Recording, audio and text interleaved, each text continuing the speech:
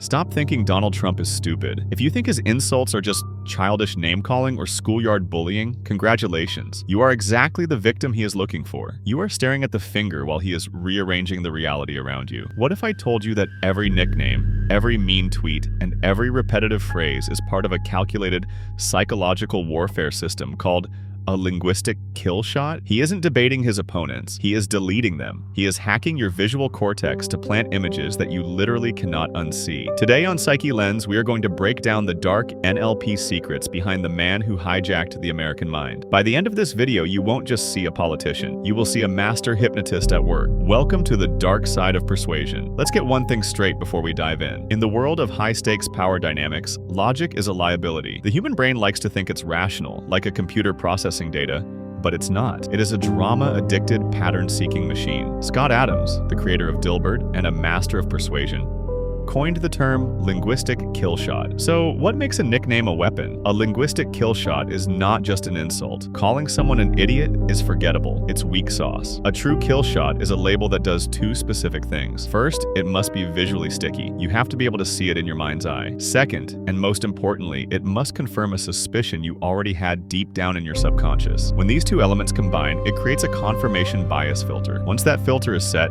everything the victim does afterwards just proves the insult to be true. It acts like a virus in the software of your brain. Once it's in, it replicates itself until the original identity of the person is erased. To understand the lethality of this, we have to go back to 2015. Jeb Bush was the inevitable candidate. He was the titan. He had the Bush last name, the billionaire donors, and the establishment backing. Trump was considered a joke. Then, Trump dropped two words that changed political history: low energy. Now, on paper, this sounds dumb.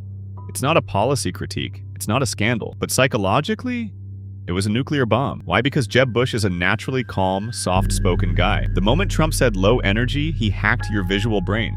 He forced you to look for evidence of fatigue. Suddenly, every time Jeb paused to think, you didn't see a man thinking.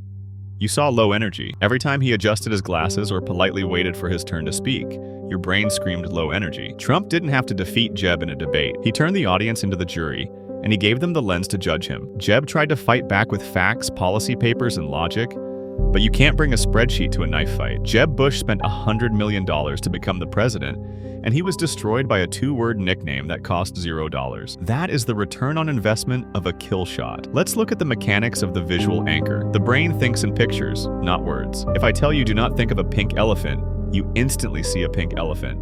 You can't help it. Trump knows this better than anyone. Take Crooked Hillary. He didn't call her Liar Hillary or Corrupt Hillary. Those are abstract concepts. You can't take a picture of a lie. But crooked?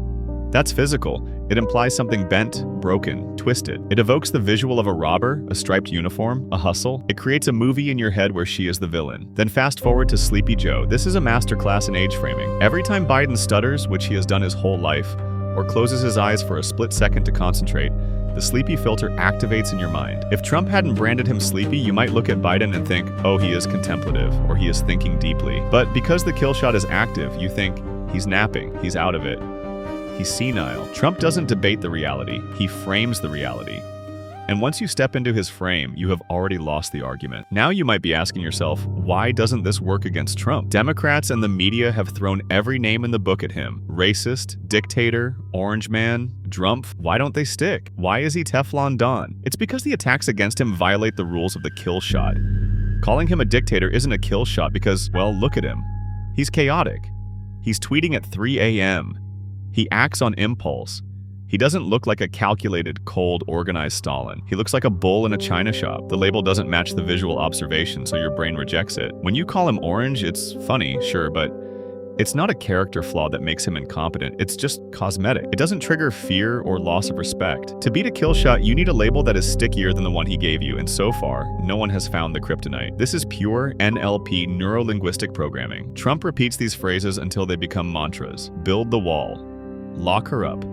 Make America great again. Notice something? He speaks in a rhythm. He uses simple, 4th grade level vocabulary. Not because he is dumb, do not make that mistake, but because simple words travel faster. Complex ideas require processing time in the prefrontal cortex. Emotional images are instant. He bypasses your logical brain entirely and wires directly into your amygdala, the lizard brain that fears, hates, and laughs. He isn't running a campaign. He is running a cult of personality based on shared hallucinations that he engineers in real time. He understands that in the attention economy, the truth is irrelevant.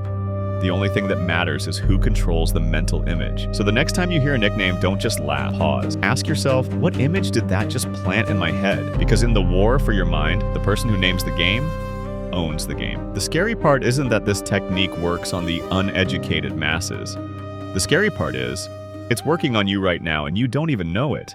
If you want to survive the psychological warfare of the modern world, you need to see the strings. Subscribe to Psyche Lens. We don't tell you what to think. We show you how they are making you think. Stay awake.